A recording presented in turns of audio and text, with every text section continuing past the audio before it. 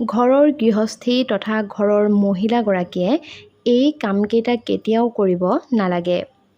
নহ'লে আপোনাৰ ঘৰখনলৈও আহিব পাৰে দুখ তথা দৰিদ্ৰতা।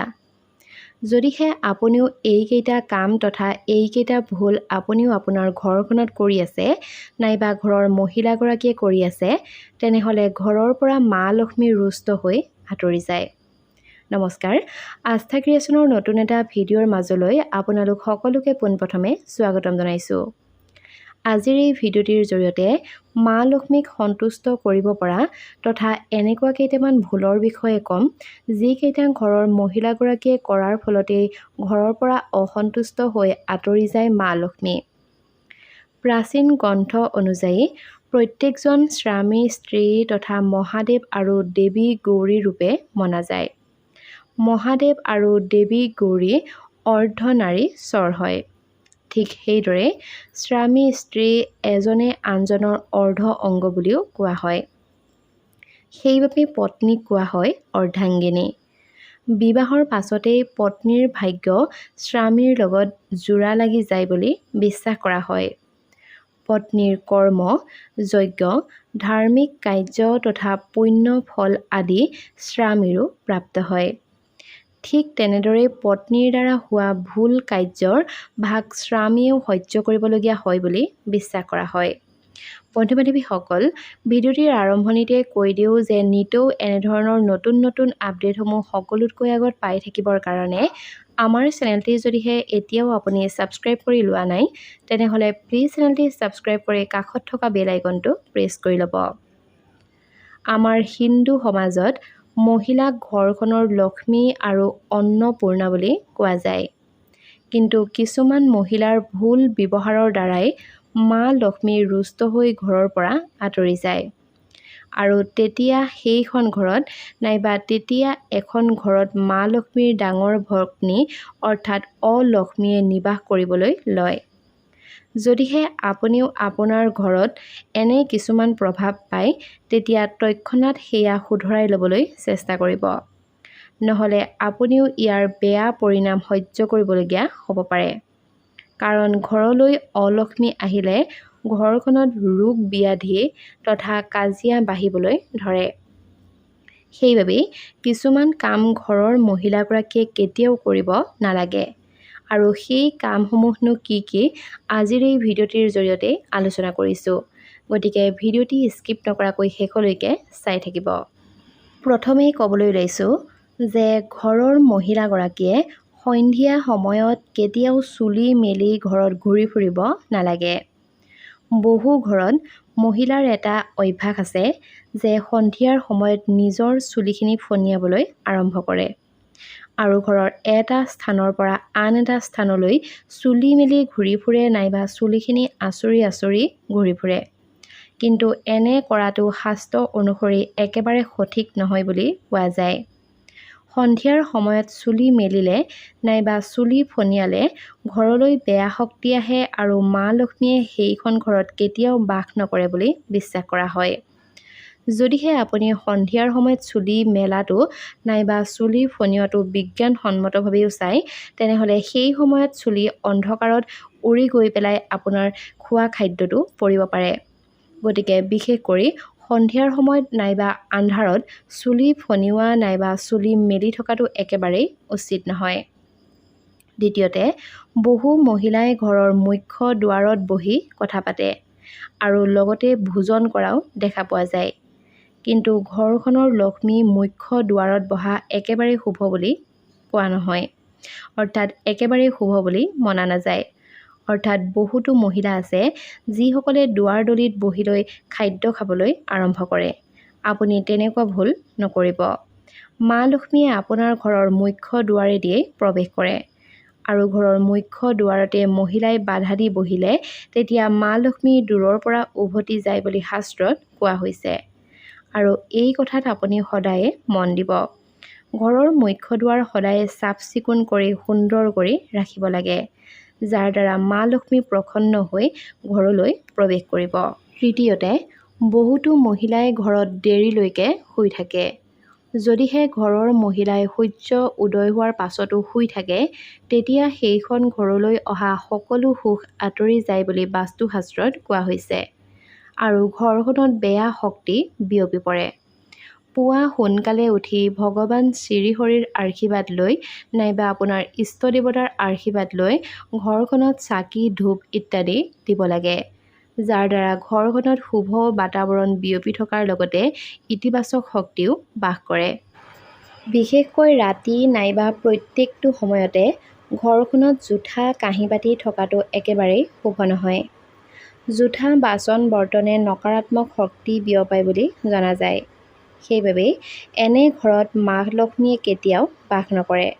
গতিকে যিমান পাৰে সিমান আপুনি পাকঘৰখন চাফ চিকুণ কৰি ৰাখিবলৈ চেষ্টা কৰক। জোঠা বাচন বৰ্তন থাকিলে ধুই ৰাখিব লাগে। যদিহে এনে কৰিব নোৱাৰে, তেনেহ'লে জোঠা বাচন বৰ্তন পাকঘৰৰ পৰা উলিয়াই ৰাখক।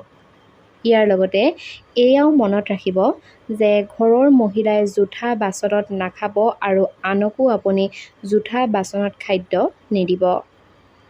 পত্নীক প্ৰেম তথা সহনশীলতা, মমতা আৰু ত্যাগৰ মূৰ্তি বুলি কোৱা হয়। কিন্তু কিছু মহিলাৰ বাণী অত্যন্ত কঠোৰ আৰু কাজিয়া সৃষ্টিৰ দৰে হয়। তেওঁলোকৰ স্বভাৱতে অভিযোগ দিয়া নাইবা মন নিমিলা যেনেকুৱা পৰিৱেশৰ সৃষ্টি কৰে আৰু যিখন ঘৰত পতি পত্নীৰ মাজত সদায় কাজিয়া আৰম্ভ হয়, সেইখন ঘৰত কেতিয়াও মা লক্ষ্মীয়ে বাস নকৰে। তেওঁৰ ডাঙৰ ভগ্নী তথা অলক্ষ্মীয়ে সেইখন ঘৰত বাসস্থান কৰে, যাৰ দ্বাৰা ঘৰখনলৈ সুখ সমৃদ্ধি বৈভৱ তথা ভক্তি ঘৰখনৰ পৰা আঁতৰি যাবলৈ ধৰে। ঘৰখনত এজনে আনজনৰ প্ৰতি প্ৰেম, ঈশ্বৰৰ প্ৰতি শ্ৰদ্ধা ভাৱ ইত্যাদি যদিহে থাকে, তেনেহ'লে তেনে এখন ঘৰতহে সুখ সমৃদ্ধি বৃদ্ধি পোৱাৰ লগতে সেইখন ঘৰতহে সদায় মা লক্ষ্মীয়ে বাস কৰে। যিখন ঘৰত দুৱাৰলৈ অহা ভিক্ষুক অৰ্থাৎ ঘৰলৈ অহা ভিক্ষা খুজি অহা মানুহক তিৰস্কাৰ কৰা হয়, তেনেখন ঘৰতো মা লক্ষ্মীয়ে কোনোদিনেই প্ৰৱেশ নকৰে। যদিহে আপোনাৰ ঘৰলৈ অহা ভিক্ষুক অপমান কৰিছে নাইবা একো নিদিয়াকৈ আপুনি খেদি দিছে আৰু তাৰোপৰি দুৱাৰলৈ অহা গৰুক আপুনি একো নিদি খেদি পঠাইছে, তেতিয়াহ'লে সেইখন ঘৰৰ সুখ সমৃদ্ধি শান্তি আঁতৰি যায়। বন্ধু বান্ধৱীসকল, যদিহে ইমানখিনিলৈকে আজিৰ এই ভিডিঅ'টো চাই আছে আৰু ভিডিঅ'টোত লাইক কৰা নাই, তেনেহ'লে নিশ্চয়কৈ ভিডিঅ'টোত এটা লাইক কৰাৰ লগতে চেনেলটি ছাবস্ক্ৰাইব কৰি থ'বলৈ নাপাহৰিব। ঘৰৰ মহিলাসকলে কেতিয়াও বেয়া হৈ থাকিব নালাগে। অৰ্থাৎ ঘৰৰ মহিলাই ঘৰখনৰ কথা আৰু অভিযোগ আনৰ আগত কেতিয়াও নাপাতিব নাইবা নক'ব। ঘৰৰ গোসাঁই ঘৰত চাকি বন্তি দিবলৈ কেতিয়াও পাহৰি নাযাব আৰু কথাই কথাই নিজৰ স্বামীক বেয়া শব্দ ব্যৱহাৰ কৰি কথা নক'ব। যদিহে আপুনিও এইকেইটা ভুল নকৰাকৈ থাকে নাইবা এইসমূহ ভুল কৰে, তেনেহ'লে নিশ্চয়কৈ আপোনাৰ ঘৰৰ পৰা মা লক্ষ্মী আঁতৰ হৈ যাব আৰু যদিহে এই নিয়মবোৰ মানি চলে, তেনেহ'লে নিশ্চয়কৈ আপোনাৰ ঘৰলৈ মা লক্ষ্মীয়ে বাস কৰিব। মহিলাসকলে কৰা ভুলৰ লগতে আন কেইটামান ভুলো যদিহে ঘৰখনৰ যিকোনো এজন ব্যক্তিয়ে কৰে, তেনেহ'লে নিশ্চয়কৈ আপোনাৰ ঘৰলৈ দৰিদ্ৰতা আহিব। গতিকে এইকেইটা নিয়ম বা এইকেইটা কথানো কি কি, ব'লক জানি লওঁ। জ্যোতিষ আৰু বাস্তুশাস্ত্ৰই ঘৰৰ মুখ্যকৈ তিনিটা স্থানত অৰ্থাৎ তিনিটা প্ৰধান স্থানত মানুহৰ দৰিদ্ৰতাৰ লুকাই থাকে বুলি কৈছে। ইয়াৰ ভিতৰত প্ৰথমটো হৈছে পানীৰ টেংকী, দ্বিতীয়তে হৈছে ঘৰৰ উত্তৰ দিশ আৰু তৃতীয়তে হৈছে শৌচাগাৰ। ঘৰৰ মেইন পানী যোগানৰ বাবে অৰ্থাৎ ঘৰৰ মূল পানী যোগানৰ বাবে সকলোৱে পানীৰ টেংকী বনাই লয় নাইবা সকলোৱে পানীৰ উৎস এটা বনাই লয়। কিন্তু আপোনাৰ ঘৰৰ পানীৰ টেংকীটো যদিহে দক্ষিণ পূব দিশত থাকে, তেনেহ'লে ই ঘৰখনৰ ক্ষতি সাধন কৰিব পাৰে। দক্ষিণ পূব দিশটো হৈছে জুইৰ স্থান আৰু যেতিয়া জুইৰ ঠাইত পানী ৰখা হয়, তেতিয়া জীৱনত ঋণাত্মক শক্তি আহে। ইয়াৰ ফলস্বৰূপে ঘৰত কাজিয়া, মাৰপিট, বিবাদ ইত্যাদি বাঢ়ি যায়। ইয়াৰ পৰিণতি হিচাপে এজন ব্যক্তিৰ অৰ্থনৈতিক অগ্ৰগতিত বাধা আহি পৰে। বাস্তুশাস্ত্ৰ অনুসৰি যদিহে শৌচাগাৰটো ঘৰৰ উত্তৰ পূব দিশত নিৰ্মাণ কৰা হয় তেনেহ'লে সেই ব্যক্তিজনে টকাৰ সমস্যাৰ সন্মুখীন হ'বলগীয়া হয়। অৰ্থনৈতিক অৱক্ষয়ৰ বাহিৰেও ই স্বাস্থ্যজনিত সমস্যাৰো সৃষ্টি কৰিব পাৰে। গতিকে ঘৰৰ উত্তৰ পূব দিশত আপুনি কেতিয়াও শৌচাগাৰ নিৰ্মাণ নকৰিব আৰু এই কথাটোৰ প্ৰতি আপুনি লক্ষ্য ৰাখিব। নতুনকৈ ঘৰ এখন কিনা নাইবা বনোৱাৰ সময়তো এই কথাটো আপুনি নিশ্চয়কৈ মনত ৰাখিব। আনহাতে সদায় গোটেই ঘৰখনেই পৰিষ্কাৰ কৰি ৰাখিব লাগে। ইয়ে আপোনাৰ ঘৰখনলৈ অহা ইতিবাচকতা আনে। বাস্তুশাস্ত্ৰ অনুসৰি যদিহে ঘৰৰ উত্তৰ দিশত জাবৰ থাকে নাইবা সামগ্ৰীবোৰ বিশৃংখল হৈ থাকে তেনেহ'লে ইও এটা দৰিদ্ৰতাৰ ডাঙৰ কাৰণ হ'ব পাৰে। এই দিশটো ভগৱান কুবেৰৰ দিশ বুলি জনা যায়। সেয়েহে উত্তৰ দিশৰ পৰা সৰ্বসাধাৰণতে যি শক্তি আহে সেই শক্তিয়ে আপোনাৰ জীৱনৰ অৱস্থাও নিৰ্ণয় কৰে। এই দিশত আপুনি কেতিয়াও জাবৰ-জোথৰ গোটাই নাৰাখিব। বন্ধু-বান্ধৱীসকল, যিহেতু দৰিদ্ৰতা অহাৰো কাৰণসমূহ কোৱা হৈছে, গতিকে আপুনি আন এটা কথালৈ মনত ৰাখিব যে কেতিয়াও আপুনি আপোনাৰ ঘৰৰ পানীৰ যিটো টেংকি নাইবা পানীৰ ফিল্টাৰেই হওক নাইবা পানীৰ টেংকিয়ে হওক, এটুপ এটুপকৈ গৈ থকা পানী যদিহে আপোনাৰ ঘৰত আছে তেনেহ'লে সেই টেপসমূহ বন্ধ কৰি ৰাখিবলৈ চেষ্টা কৰিব। বিশ্বাস কৰা হয় যে ঘৰত আপুনি যিমানেই পানী কমকৈ ব্যৱহাৰ কৰিব সিমানেই আপোনাৰ উন্নতি হ'ব। অৰ্থাৎ ঘৰত টেপৰ পৰা টুপ টুপকৈ পানী গৈ থাকিলে পইচা নষ্ট হয় নাইবা আপোনাৰ ঘৰৰ মান হানি হয় বুলি বিশ্বাস কৰা হয়। বন্ধু-বান্ধৱীসকল, ইমানখিনিয়ে আছিল মহিলাসকলে নকৰিবলগীয়া কাম তথা আপোনাৰ যদিহে ঘৰৰ মহিলাগৰাকীয়ে কৰে তেনেহ'লে কি হ'ব নাইবা মহিলাগৰাকীয়ে কৰিলে আপোনাৰ ঘৰলৈ কেনেকৈ দৰিদ্ৰতা আহিব সেই বিষয়ে।